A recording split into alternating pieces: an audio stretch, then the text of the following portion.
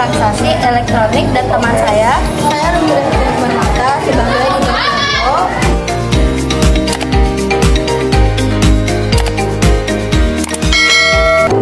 Yang pertama ada pengertian UU ITE.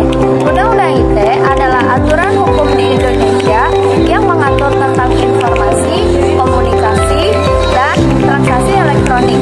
Dasarnya adalah UU No. 11 Tahun 2008 tentang informasi dan transaksi elektronik, yang kemudian diubah dengan UU No. 19 Tahun 2016. Tujuannya memberikan kepastian hukum dalam pemanfaatan teknologi informasi, termasuk media sosial, internet, dan transaksi online. 2. Ruang lingkup UU ITE. UU ITE mengatur beberapa hal utama, yaitu 1. Informasi elektronik dan dokumen elektronik. Semua data atau informasi yang dibuat, dikirim, diterima, atau disimpan secara elektronik, misalnya email, dokumen digital, rekaman elektronik, dan bukti transaksi online. 2. Transaksi elektronik. Kegiatan bisnis atau perjanjian yang dilakukan melalui sistem elektronik, contoh belanja online atau e-commerce, perbankan digital, dan kontrak digital. 3. Tanda tangan elektronik. Sebagai alat pengesahan dalam transaksi digital, misalnya e-signature atau autentikasi dengan PIN atau OTP. Yang keempat, nama domain dan hak kekayaan intelektual. Perlindungan nama domain agar tidak disalahgunakan.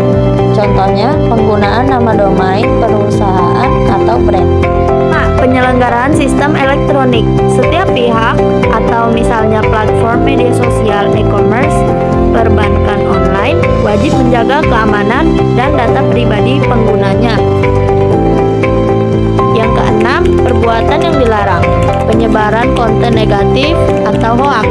Misalnya, ada akses ilegal, hacking, pencemaran nama baik di internet, pornografi online, dan penipuan daring atau scamming.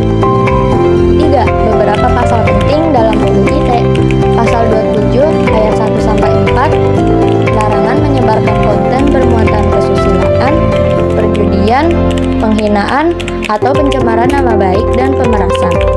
Pasal 28 ayat 1-2 berisi larangan menyebarkan berita bohong, hoaks, dan ujaran kebencian. Pasal 29 berisi larangan mengirim ancaman kekerasan melalui media elektronik. Pasal 30 berisi larangan mengakses komputer atau sistem orang lain tanpa izin atau sama dengan halnya hacking. Pasal 32-34 berisi larangan merusak, mengubah, menghapus data elektronik milik orang lain. 4. Sanksi dalam UU ITE. UU ITE juga mengatur sanksi pidana dan denda, misalnya pencemaran nama baik, pidana penjara maksimal 4 tahun atau denda hingga 750 juta. Penyebaran konten kesusilaan atau pornografi, pidana maksimal 6 tahun atau denda hingga 1 miliar.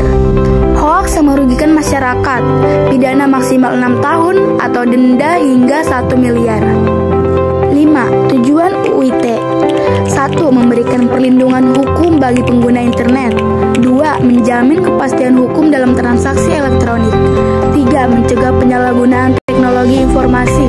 4. Melindungi data pribadi masyarakat. 5. Menjaga keamanan nasional dari kejahatan siber.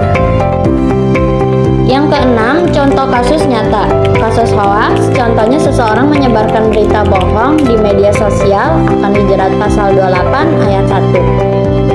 Kasus pencemaran nama baik, contohnya menghina penjabat atau publik figur lewat status Facebook atau Instagram akan terjerat pasal 27 ayat 3. Kasus penipuan online, menjual barang fiktif di marketplace akan terjerat pasal 28 ayat 1 dan pasal 45A. Jadi kesimpulannya, UU ITE adalah aturan yang mengatur segala aktivitas di dunia